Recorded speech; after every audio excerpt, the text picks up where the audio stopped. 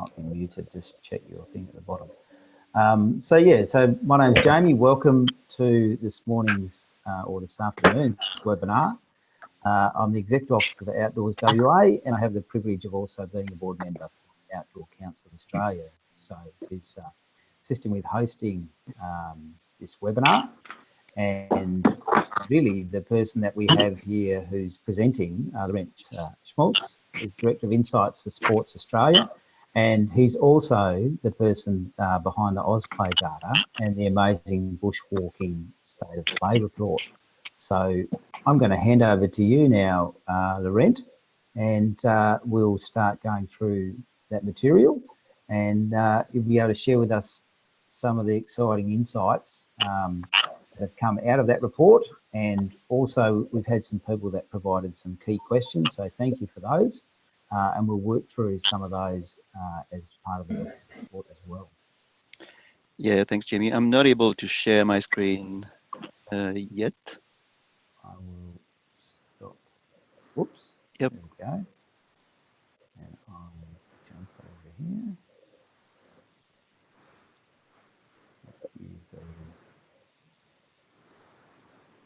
I think that should be good now.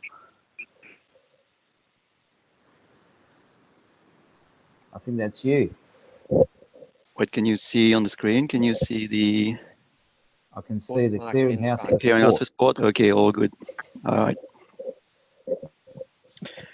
All right, thanks very much, Jamie, and thanks everyone for being here today.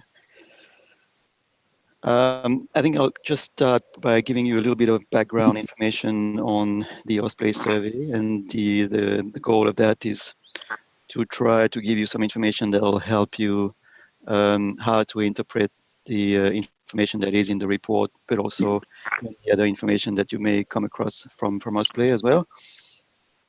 So we started collecting information through the AusPlay survey, which is our national participation survey, in October 2015. So we have now a little bit more than 3 years of data. And the bushwalking report that you have all seen and that we're going to have a look at later on to explain some of the information that's there and put it into context, uses 3 years of data, which is the 3 full calendar years that we have, 2016, 17, and 18. So far. So what we do is we use a methodology. Up to now, we use the methodology that is called sample frame, where we try to have the most representative sample of Australians using a dual sample frame, both landline and mobile phones that we call. And then we have a big weighting scheme to try to make it as representative as possible using ABS census data. We do about 20,000 interviews with adults 15 years and older every year. So that means that in the report, 3 years of data means around 60,000 interviews in total.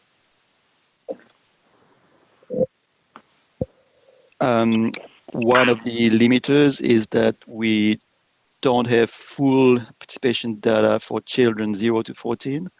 As for the children 0 to 14, we use the parent as the proxy for the interview, and therefore we only ask for organized participation outside of school hours for kids 0 to 14. Which is why in this working report we don't have any data on children participation, because there are virtually no children who do organized bushwalking. And very few adults as well, by the way. So during the interview, we've got a very long questionnaire for AusPlay. It's about 11 minutes on average, but for obviously for somebody who does a lot of physical activities and sports during the year, the questionnaire can go up to sometimes 35, 40 minutes, which is fairly long. As an anecdote, we had one of our former general managers for the participation branch here at the Sports Commission who insisted that he be interviewed just to see how it was being interviewed for OusPlay, and he was quite active. He had kids as well who were active, and his interview lasted about 38 minutes.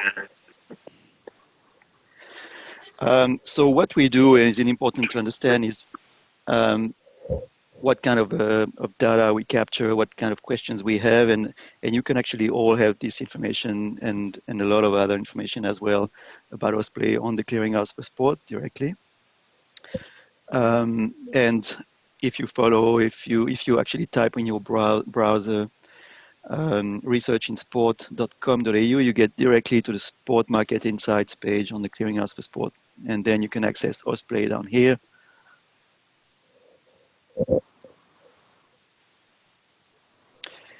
And then you've got either some background information on OusPlay, what it is, etc. And if you go to method, you are then able to download the OusPlay questionnaire all the way down there. There's a link to do that. And I've already opened it. I'll just show you what it looks like. Basically, it's the questionnaire, the survey questions, all the survey questions that we have in a very simple and easy way to understand, with all the different filters and the logical steps where, depending on what answer a person gives to one question, where they go as well for the next question. For example, here you can see you've got arrows showing you what is happening depending on what they answer. So we start obviously at the beginning by asking them, in the last 12 months, what are all the sports or physical activities that you have done? So this is OusPlay, really, we ask on a 12-month recall basis to each respondent. So we do this so that we try to take away as much as we can all seasonality from the OusPlay data. Obviously, we still have a little bit of it for some activities such as swimming, for example, where we can see that when we interview people in the summer, they actually recall better their swimming activities than when we interview them at other times of the year. This said, we've managed to get rid of most of the other seasonality by doing interviews on a 12-month recall. The other thing that it allows us to do is that we can use then all of our sample to get more sample size at an activity level. If we were only doing interviews, for example, on a weekly recall, what are all the activities you've done in the last week, then we wouldn't be able to do this because that would reduce our sample by a lot. Now, every single of the 20,000 people we interview during the year, then we can use that data for all of them to generate population estimates for yearly participation. Does that make sense to everyone? Yes. So we do track then with that question, all in all, nearly 400 activities. So that's a lot. So it's both sports and recreational activities that people think are physical activity to them. So again, this is perceptions of people who answer to us. They're not going to tell us if an activity they think wasn't physical activity enough to them, they won't report it. That means that maybe sometimes some activities such as fishing or other recreational activities may have numbers that people may think it's a bit lower than what it could be in terms of participation into fishing, but these are the people that tell us, yes, I've done fishing and I think this is a physical activity for me.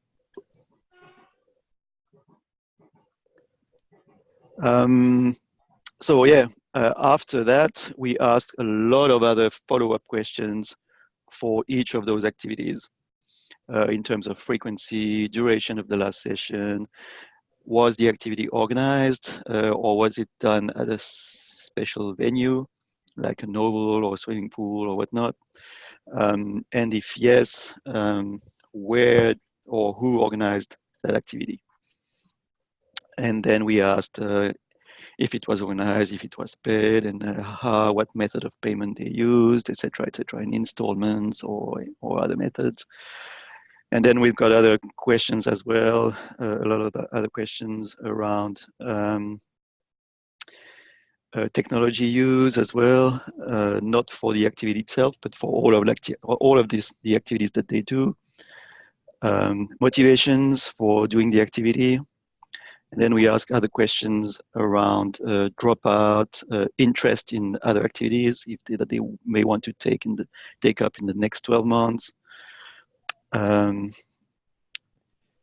And then we have a question, and we're going to talk about this when we look at the report as well, around the activity or sport they most associate with. And this is what we talk about when we talk about loyalty or association in the report.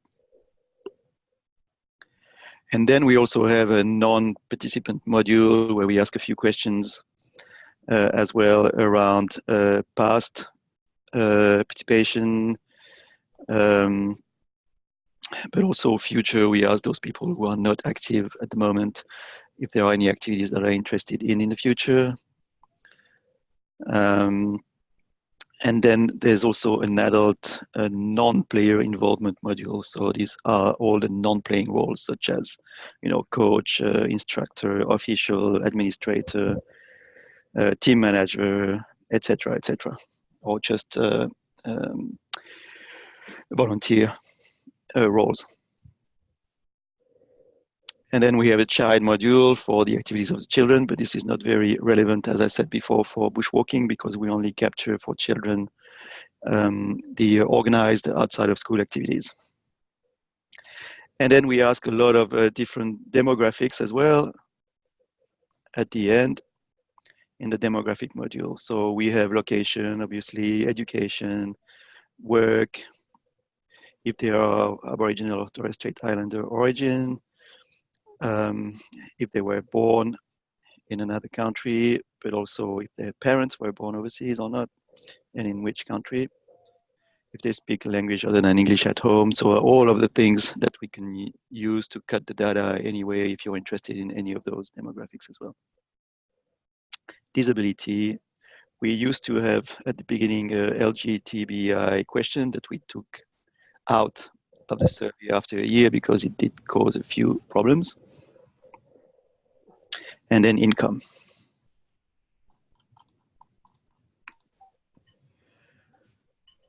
Okay, so maybe the best thing to do from now, or maybe another thing that I will add that answers quite a few of the questions you all had prior to the webinar. One of the good things of AusPlay is we can sometimes compare activities together because we have a very consistent way of collecting all the information for all activities. On the other hand, this also means that sometimes the activity that we show in some of those reports, for example, some of the state of play report for bushwalking, for example, is not always fully tailored to the one activity. One example of that, for example, is we have a focus for a lot of our sports that we fund on club participation, and for them it's quite important to see their conversion to club participation. Obviously for bushwalking it's not as important because it's not one of the main avenues for participation. So just wanted to state that why we have this present in the bushwalking report. It's not because we thought that was particularly important for bushwalking, but it's just not, but it's more because we created this template and we could not just tailor every single report to the particularities of each activity. Does that make sense? Not really, I've got to say. No, okay. So what didn't you understand from that? When you were saying that you didn't think that bushwalkers participated in clubs. Now there are some who do, but it's a very small percentage, obviously. That was the question. That was now. Do you want questions now or later? Because I did have a question regarding that. Yeah, you can ask a question regarding that now. I was planning on touching on that as well a bit later on. But, do you want me to ask it later? No, that's fine. You can ask it now. Okay, because one of the I guess queries I had was in terms of the actual data and in terms of the club membership by state. there was an under reporting of about 50% in Victoria, because the report indicates around 4,000 would be club members, and we've got the insurance data that shows the number of club members at 6,000. So Yep. I was that was a 50% difference. So I was trying to figure out how to make sense of that. Yep. So I was going to kind of touch up on that, but I can do that now. So there's several things at play here. First of all, we're talking about only a very small percentage of bushwalking or participation that is organized in the first place. And then within organized, you have, again, another very small percentage of it that is club. Mm-hmm.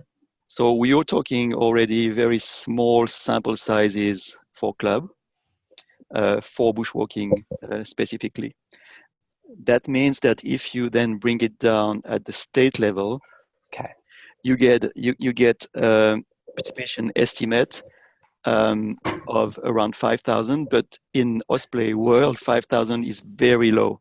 Okay. And that means that the margins of error are quite big at this low level of participation estimate. So probably your 10,000, and I won't say probably, it's for sure, I know for sure that your 10,000 official that you have number would fall within the margin of error for that. Okay. There's another thing as well at play, is that we ask people as well who they think organized the activity, and sometimes perceptions of our respondents or the participants are different than what they actually did. Sometimes people don't know, for example, if a club they participated in was affiliated or not, and sometimes they don't know if it was a club or another organization, and they may tell us another answer. So it could be that as well. Sure. Okay. Just for that, I've got we've got an online portal, and I told Jamie that I would give one access to him for him to share with all of you to use. And I'm happy to organize a session with all the users at a later time to go over the online portal and show you how to use it. But basically, you can see on that page here from the portal, I've put in, because I had that request, I think, for New South Wales and ACT.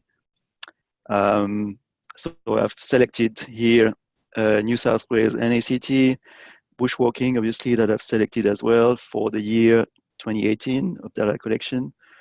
And then the types of organizations when you use, and you can see you've got, again, that about 5,000 club participation, but then you've got all the other answers for all the other organizers, if you want. So there's private studios, I don't know, but it's only based on only a few, 5 or 6 respondents overall. You know, it's a very low sample size there.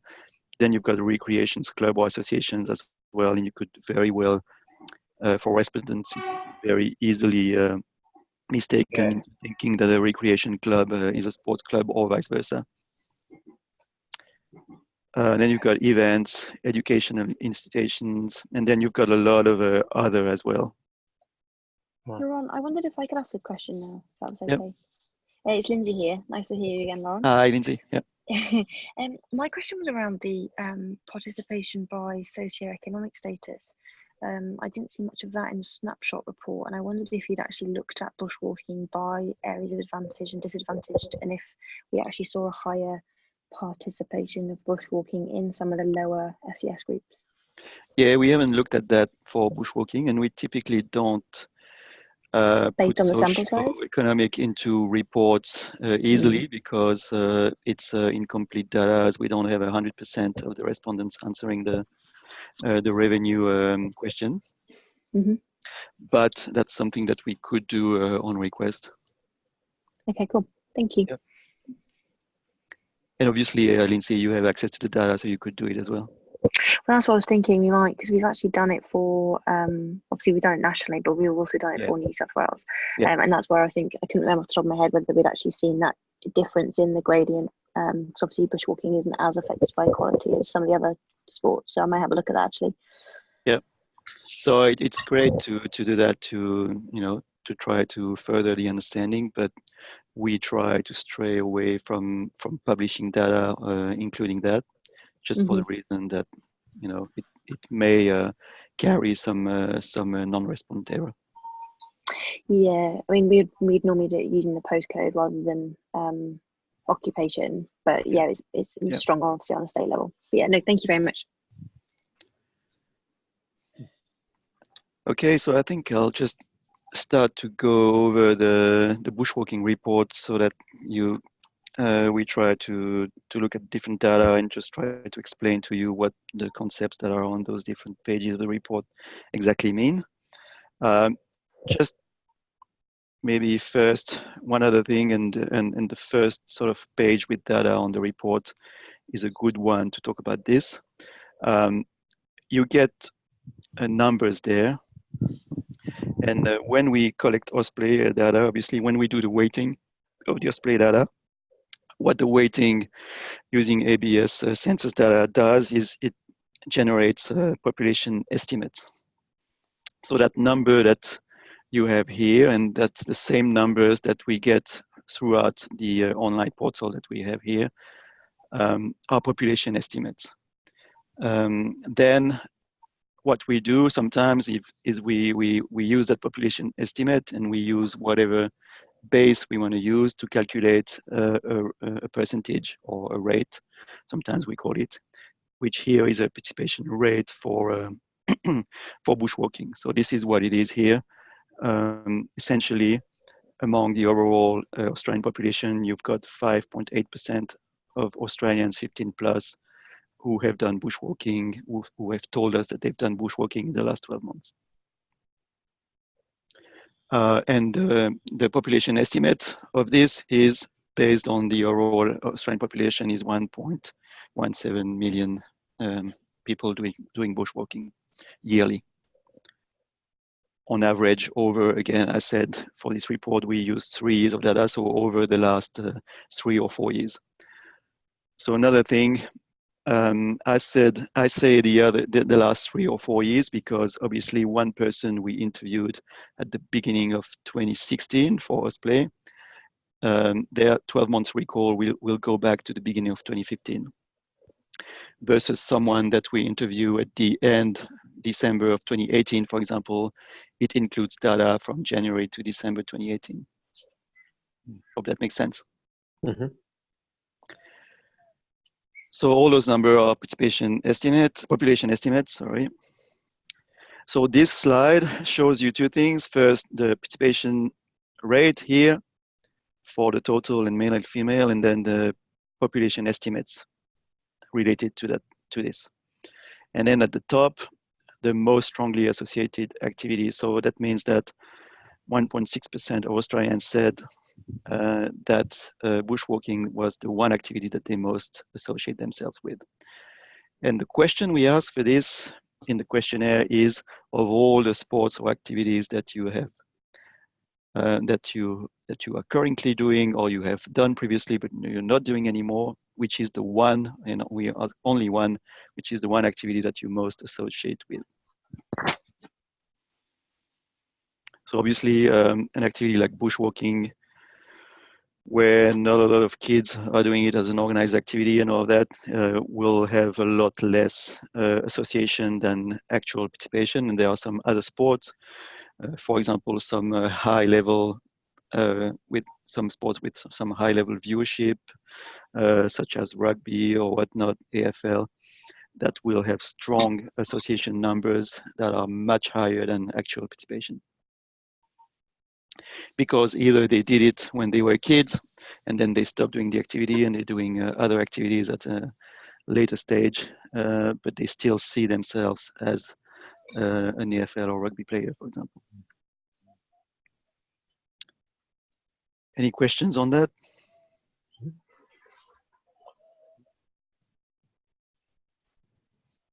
Okay, so then down there we've got conversion to organized and club, and again, for bushwalking, there is a very small conversion to either organized or club participation compared to some other activities. when you take again those team sports where the main avenue for participation is through a club. Laurent, I'm just not sure about that data there, because when you showed us the previous slide and you spoke about recreation clubs, Mm-hmm. problem with bushwalking, it's not really a sport, or is it a sport or is it a recreation? Yeah. And I would guess that a lot of people would say they are in a club but not a sporting club when they participate in sport, in bushwalking. Yeah. So I suspect that's one of the reasons why there seems to be an underreporting. Well, we don't really read the categories. We just ask them who organized the activity, and based on their answer, we'll classify in whichever category we have already for the interviewer has at their disposal on the screen, or if they can't, they will then write down as another answer. Mm-hmm. Okay. So we don't actually read the list to people. Don Courtney here, Laura, just on that one. Yep. In that previous slide, the recreation club was a much, like it was 20,000-ish compared to a smaller number. Does that, does it only pull from the sports club or association number? Because that's about the same, you know, the 5,000 number you got there. Yeah. You know, that other 20,000, are they just getting missed, do you think? Do you mean that some people who may take part in a club maybe in the other category, or yeah, vice you're talking versa? about an abseiling association and a recreation club. Yeah. That would be a bushwalking club too. It would seem to me. Yeah, I think all the bushwalking clubs would fall within recreation clubs. Well, it could be, and it could be that some respondents did actually put them into a sports club or association. But obviously, for bushwalking, I'm not sure if there are many sports clubs. It's more into recreation clubs, I guess. Yeah. Yeah. Okay. As I said again before,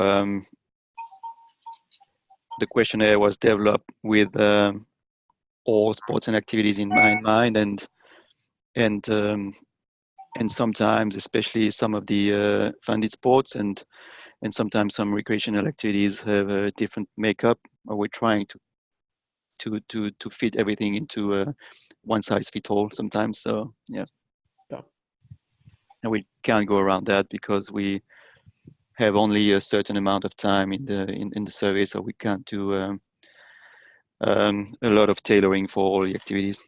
Mm-hmm. Just move to the next page. So then we show the exact same information at a state level. So this is based again on where the person we interviewed is based. So people living in New South Wales, Vic, Queensland, or SA here, and then the other states. Again, there was a question, but I think it's for later. I'll just touch on this one later.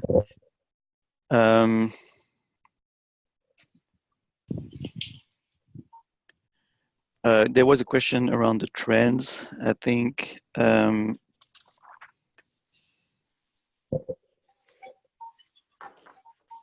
So what is a loyalist was one of the questions.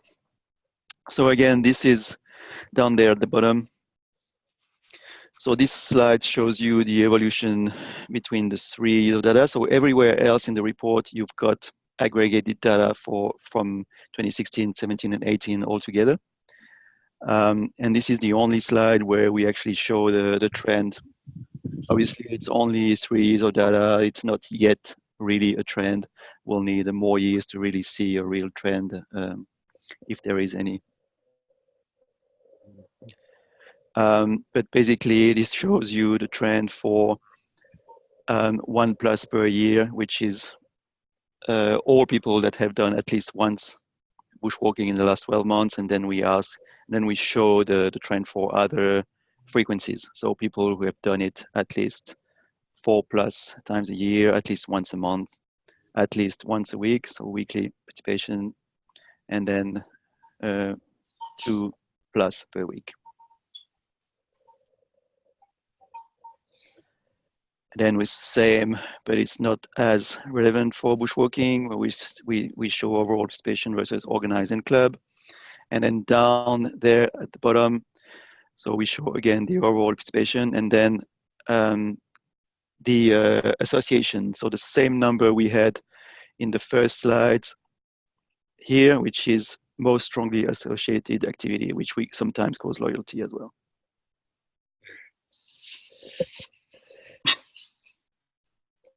Everyone understands this?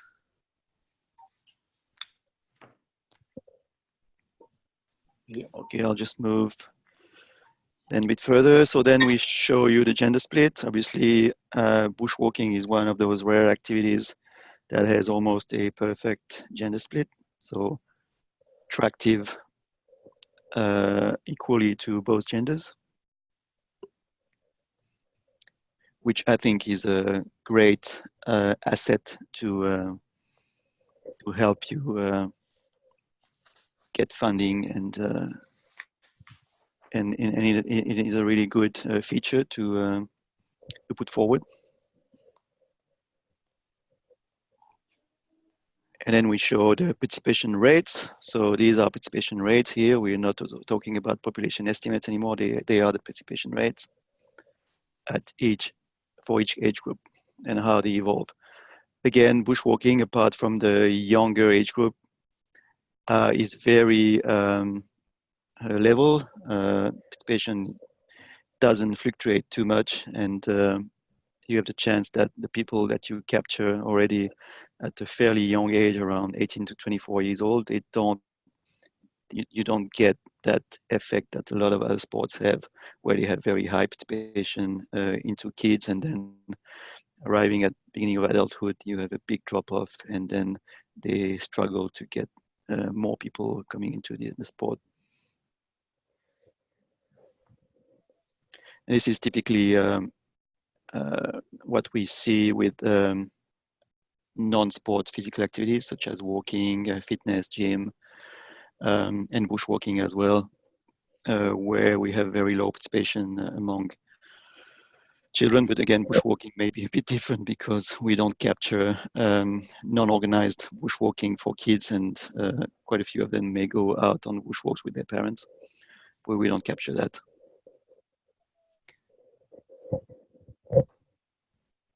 Yeah, so it's Jamie. That is worth pointing out that the data is not capturing school-based participation. So yeah, school-based. Yep. Outdoor education, and that isn't actually captured through the student or child surveys. So we know there's quite a significant amount of participation happening there, but it isn't able to be captured in this format. It does potentially capture school-based participation for the 15 to 17 and the 18 to 24, 5 or whatever university age in high school for the 15, 17. But yeah. But prior to the 15 years of age, we do not capture any other in-school or casual outside of school activities. Only the organized outside of school. Again, because we do the interview as a proxy to the parent, and sometimes parents don't know what their kids have done in school or sometimes outside playing with their friends, doing sports or activities with their friends that are not non-organized and that they haven't paid for.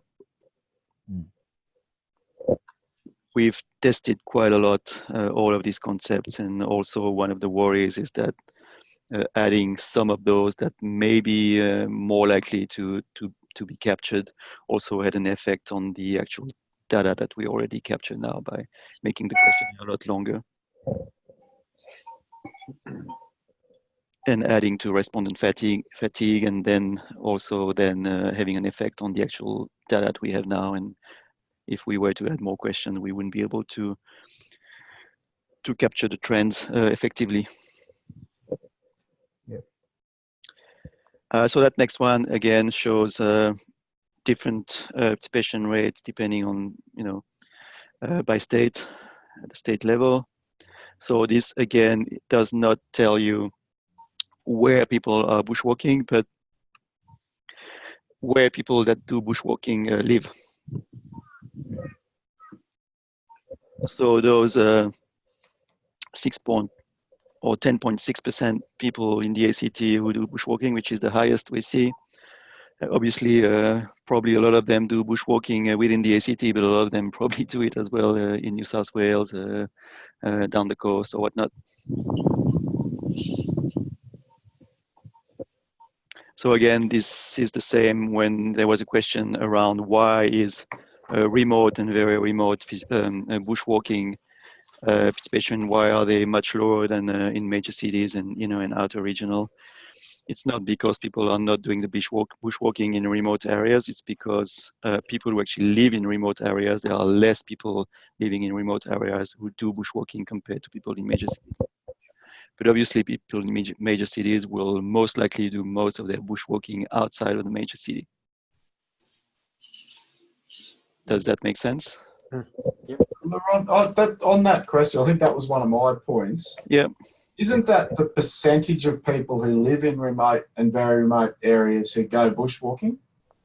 So it's not that there's fewer people living there, but isn't it saying the percentage of people who live in that description?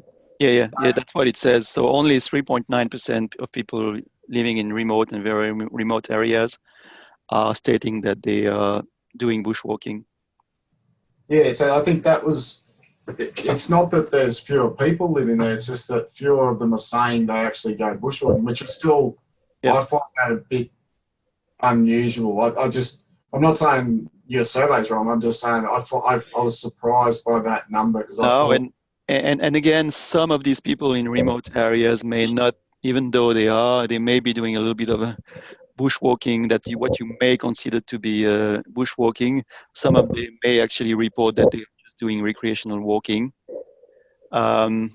because most of the walking they can do where they are is remote and maybe bushwalking, but for them it's just recreational walking. It's not bushwalking. Okay, can you just explain? So this might have been probably up the front.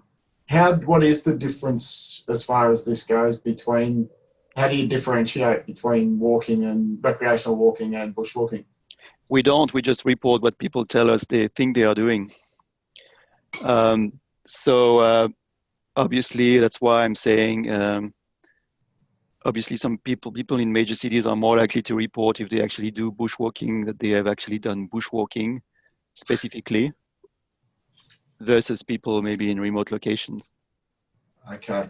Yeah. So maybe we need to look at it through the lens of both of those reports, the walking one and the bushwalking, to get some sort of a better snapshot on it, because because that's an interesting bit. That was one of the questions I sort of had of how do we distinguish between those two. But if it's just that's what the respondent thinks that they're doing, if they think they're recreational walking and if they think they're bushwalking, two people could have a different perspective on those two, on the same activity. Yeah, exactly. Okay. We had the same question, so it's not exactly the same, but we had a question for example, from mountain biking Australia, who were saying, how come there are about 4 million mountain bikes being sold in Australia and we only have 300,000 people in AusPlay saying that they do mountain biking, and telling them, you could have people buying a mountain bike but just going to the shop every day to do their, to just riding to the shop with their mountain bike. They not really think they don't consider it doing any mountain biking.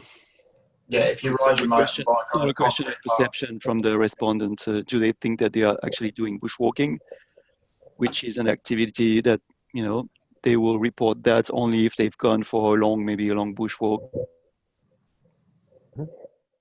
Okay, thank you. So again, the next one, we show age splits and then share of play by gender. There was a questions around the core and potential growth audiences. Again, this one is one of those cases where one size doesn't fit all. Those potential and core are all very close when you talk about bushwalking, because you've got, as we've seen before in that one, you can see that it's fairly level from 18 to 64 years of age in terms of participation rate for bushwalking. So you've got a very large range of core audiences, I'd say, more than what is shown here.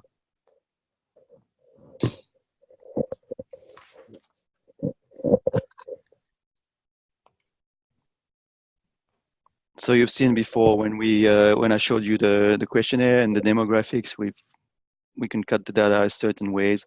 Here for the cold populations, we've used speak language other than English for this report specifically, and typically we do use that as a proxy for the cold population. But we ask other questions as well in the questionnaire around born overseas, their parents being born overseas. So we could also cut the data using those possibly, which may change slightly from that figure. Laurent, do you have the, what's it called? So for Indigenous, it's 4.4. What's the Indigenous makeup of the total population?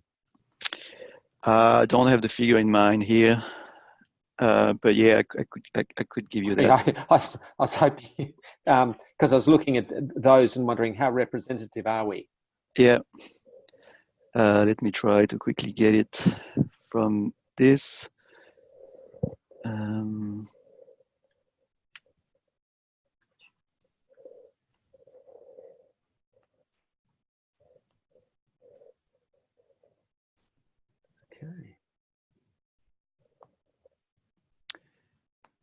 So yeah, it's about 440,000 Indigenous based on 20 million, about 20 million. Oh, no, I mean, so out of, so that's 400 odd total. Yep. There's 483 roughly Indigenous people in Australia. Yeah, who okay, self. gotcha, Yep, gotcha. yep. Okay, all right.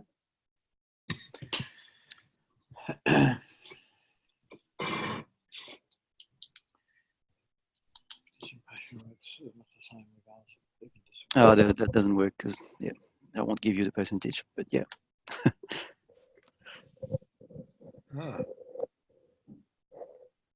People with disability, we ask for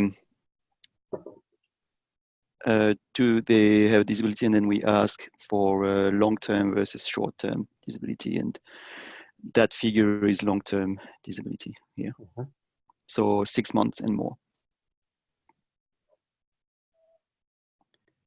We don't ask for any other information on disability currently. In terms of what type of disabilities, we don't have that. That didn't make the cut in the questionnaire because of length. So as I said before, we asked for frequency and duration. And one of the questions that I had from somebody or a couple of people ahead of the webinar was the average annual frequency and durations being quite high. And this is typically something that is very high for bushwalking, and it's due to the fact that you probably have a small percentage of participants in bushwalking who are heavy users, I'd say, who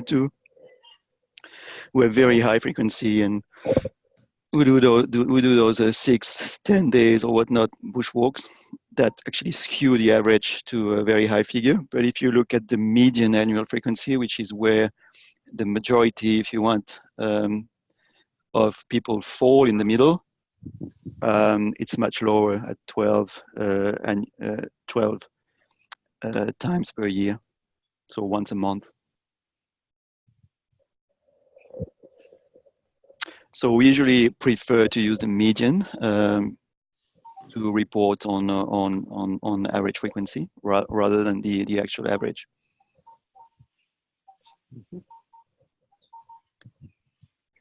For the duration, we ask duration of the last session only. So we then decide that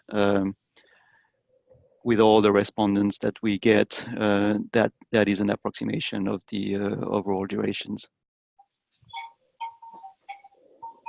But this is only for a single respondent. We only ask for the duration of the last session.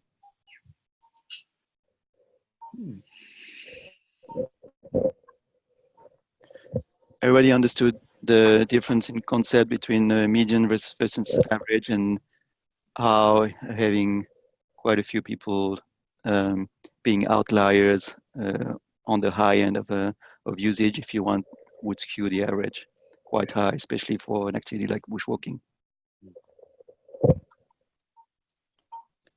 Okay, next one. The minutes are quite high there, Laurent, which is good for total duration. Yeah. So that basically what we do then is we do an estimation of the total duration in minutes of bushwalking in Australia, which is quite interesting. And then on the right, we have the share of all active time, so for all activities. So 5% of all time spent during sport and physical activity in Australia has been spent on doing bushwalking. So given that 3 hours or more is 50%, yeah, is there any understanding, because that 3 hours or more it'd be useful to know if that's multi-days. I mean, we don't know what basically the maximum is 3 hours, but someone might consider that their last walk was a day or multi-days, but that's not being captured. It is, I think, because we could actually cut that data to tell you into more categories for bushwalking, because obviously this is again a case of one size doesn't fit all activity. And we've got these categories which are working well for most sports and activities, but in the case of bushwalking, you've got 50% that are in that last category. But we can actually cut the data a different way and show you within this category how people fall. So we can do that. All right. Okay. All right.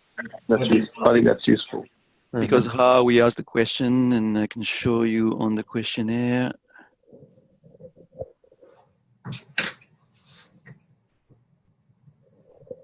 Is we ask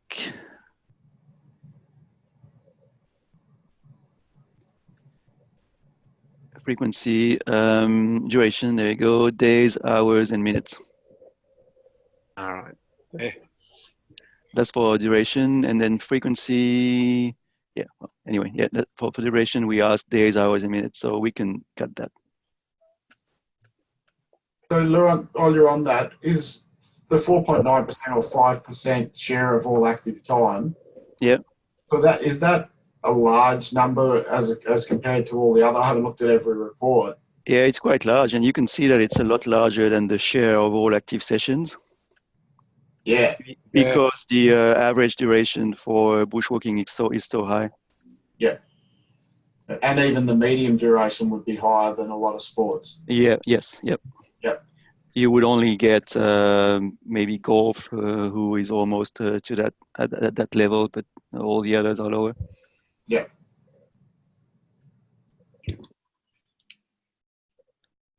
The poor 100-meter sprinters, they can only put 10 seconds down. Yep.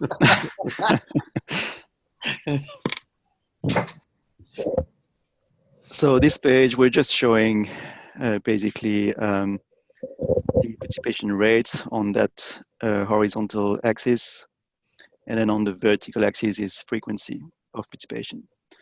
So you can see that some age groups have high participation rates, but they have somewhat lower frequency than some others. And you can see that people, once they've retired, they're able to, even though less of them are able to do bushwalking for maybe health reasons,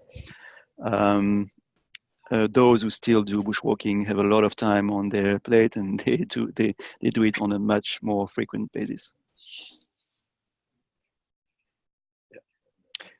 It does make sense. Again, this is not so much relevant in terms of conversation rates for bushwalking, because very little of it is organized. But I suspect that what's become more of interest to me is the organised venue-based participants rather than the sports club, because so many of ours would not see themselves as a sports club. It's more we would be operating in that the black part of exactly. This conversion to you is more important than this one. Yes. And again, it's going to be interesting. What can you do to improve that, if that's something that you think is important from your point of view? And we'll be able to track over time through AusPlay if you do improve that or not. Then again, this is almost the same. You've got, again, participation rate on the horizontal axis, but on the vertical axis here, you've got the association or loyalty, if you want, that we've talked about before. So you can see that, for example, the female 65 plus age group has very high association or loyalty, but obviously, again, we can see that they are less active than some other groups. So how can we use this group to still be engaged with bushwalking and the activity as people who we can use as leverage for other community engagement?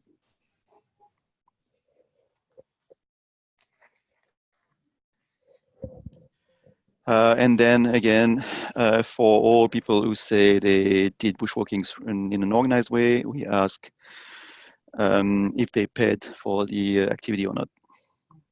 And we only have 6% overall, so we had about 11% of all bushwalking that is organized, and only 6% that is paid. I was interested in this. This doesn't cover how much you spend on equipment and so forth. Yep. So this only captures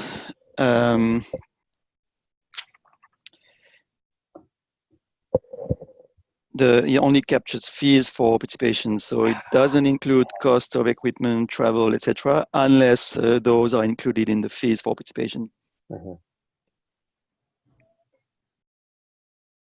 Sometimes it could be that, for example, when you do a bushwalking event, for example, they may provide some equipment, but yeah, and it's part of the fee. But for the most part, it doesn't include any equipment or travel or other things that were not included in the fees for participation. Yeah. Yeah, the rent, I think from our discussion, does it include, like, if you book into a paid experience over multiple days, that sort of thing? Yeah. It probably would include that, yes.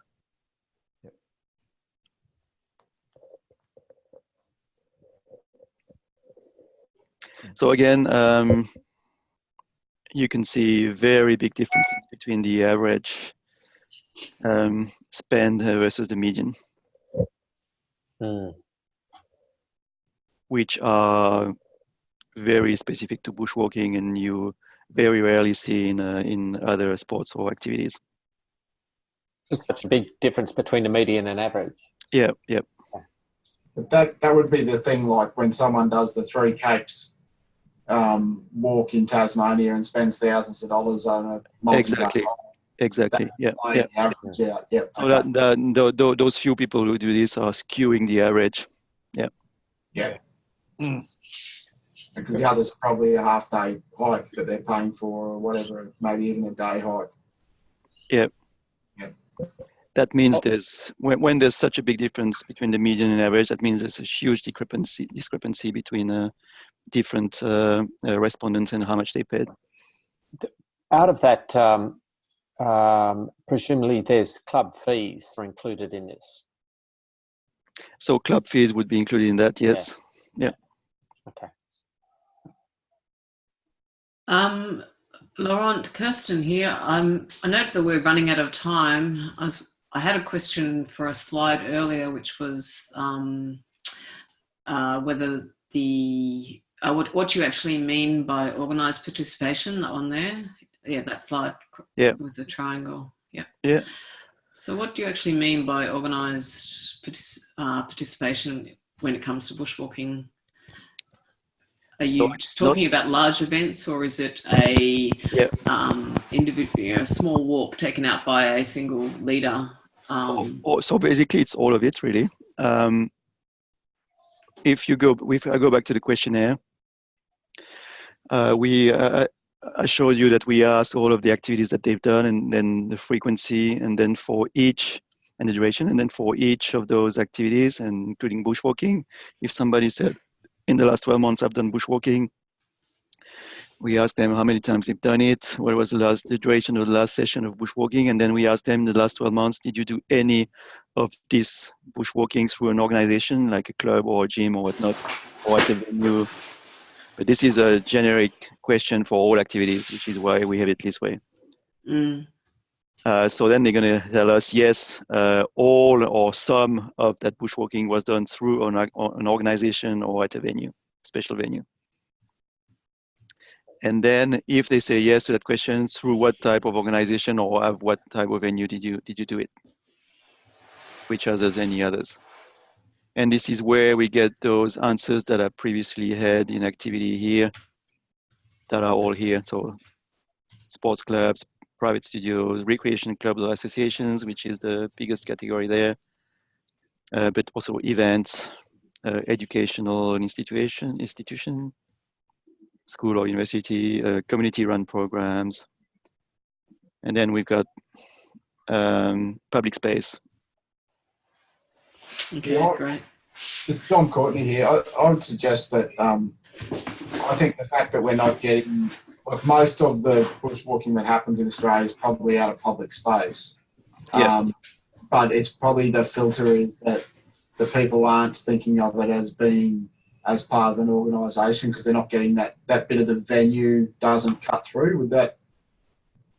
Does that make sense? Yeah. Probably they won't report that it was organized or at a specific venue if they just went out in the bush to do their bushwalking. Even if it's somewhat a public space and the trails have been looked after and all of that, they don't report it as being organized. Because it's partly that we're not thinking about the public spaces because people don't even always acknowledge that those trails are being maintained. Yeah. And that's a very small number here of people who say they did it in a public space. Maybe that they've done it at a certain venue that was a bit more organized or a bit more prepared than others. I'm not sure.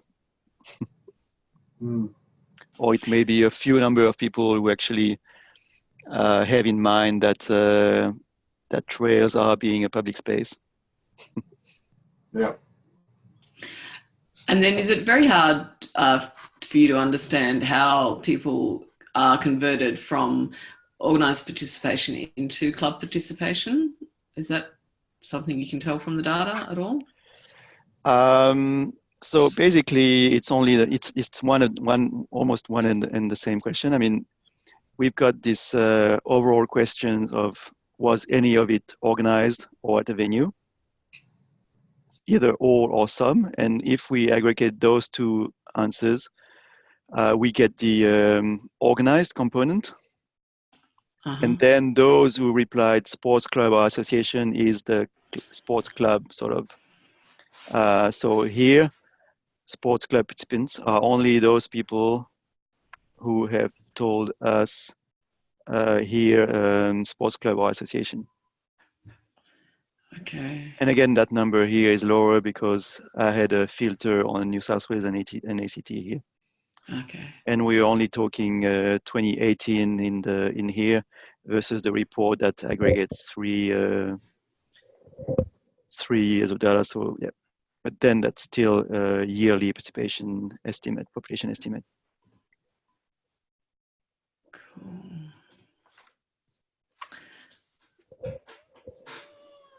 Okay. Any other questions? I think we had mostly done all of the report, but then we've got a couple of slides later on here Yeah, there were a few questions around market opportunities. So basically what we do is we've got that question where we asked about participation, and we've got the population estimate of people who have done bushwalking here. Then, as I said, when I showed you the questionnaire at the beginning, we've got a few questions where we ask not only people who do other activities or any activity, but also people who don't do any activities, the inactive people. We ask them, are there any sports or physical activities that you're thinking of taking up in the next 12 months? So here you've got about an estimate of around 100,000 people in Australia who say, yep, I'm thinking that bushwalking would be a nice thing I'd like to do in the next 12 months, who are not doing it currently. Okay. And then we ask also people who are already doing bushwalking if they're considering of stopping doing that in the next 12 months, or if they already stopped in the last 12 months doing it. And we've got a fairly small number who said yes.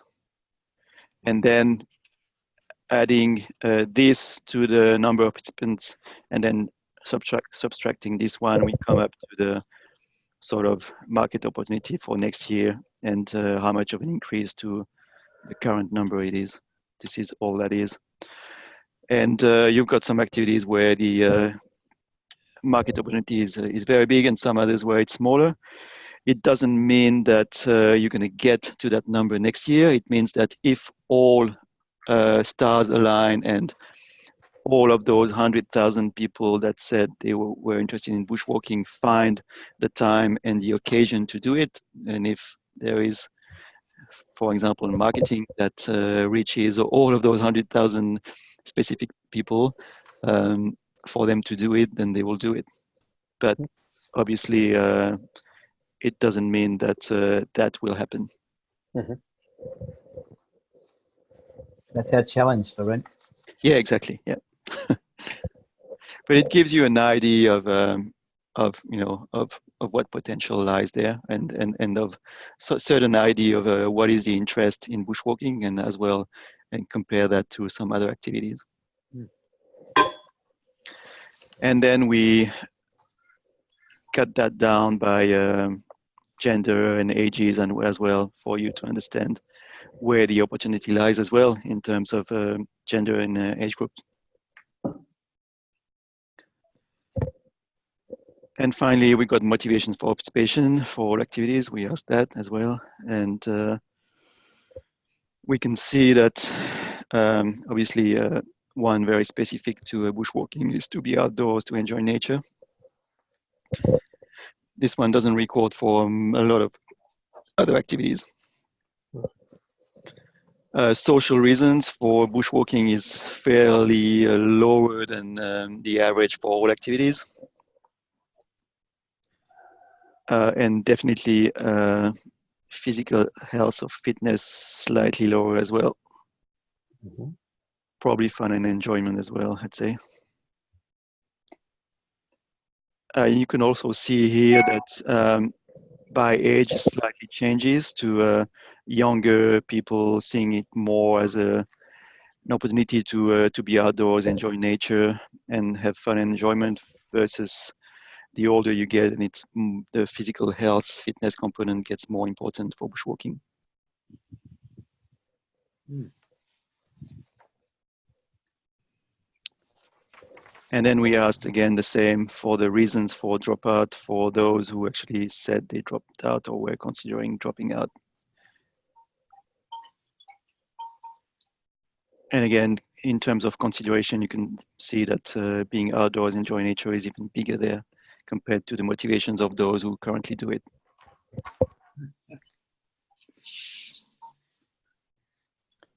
And those who drop out, who are more likely to be older, the main reason is poor health or injury.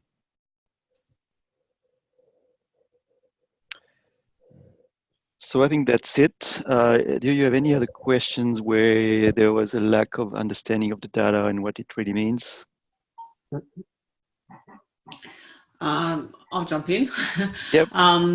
So the golden question is, do you know what might motivate people to join a club? does your data tell us anything about that? No, we don't have that specifically in AusPlay, no. Yeah. And also, we could possibly have a look at the reasons, the motivations for participation, and you could possibly put next to each other people who actually have done bushwalking through a club, recreation or sports club, and compare these to people who haven't. Maybe you'd see a difference. I'm not sure. Okay. And did anybody report the participation through a Meetup website? Are you familiar with Meetup? It's a way of... So we didn't have any. Well, we may have had mentions of this. If I go back to this in the other answers there, Mm-hmm. I don't know. We'd have to look at the verbatim for this. Cool. Or they could have recorded this in any of the other categories here. It could be they could have recorded the meetups as being a recreation club or association. Not sure. Or even just an event. Or just an event, possibly. Or a community-run program. There could be any of those. Could be. But there may be a few mentions of that in the other. I'm not sure. We to check the verbatim for that.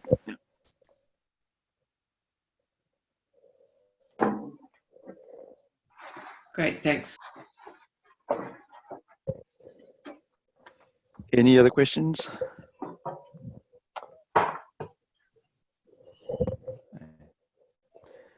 Well, Laurent, the questions have come through. Thank you very much for working through this material with each of us. And I know that you're very keen to get your research out there and getting more people interested in the data. So also, if people are interested, they can contact myself around getting access to this sheet of AusPlay data.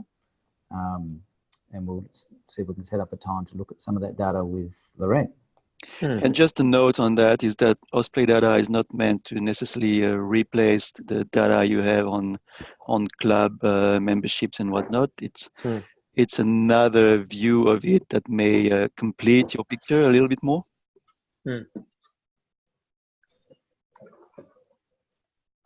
Excellent.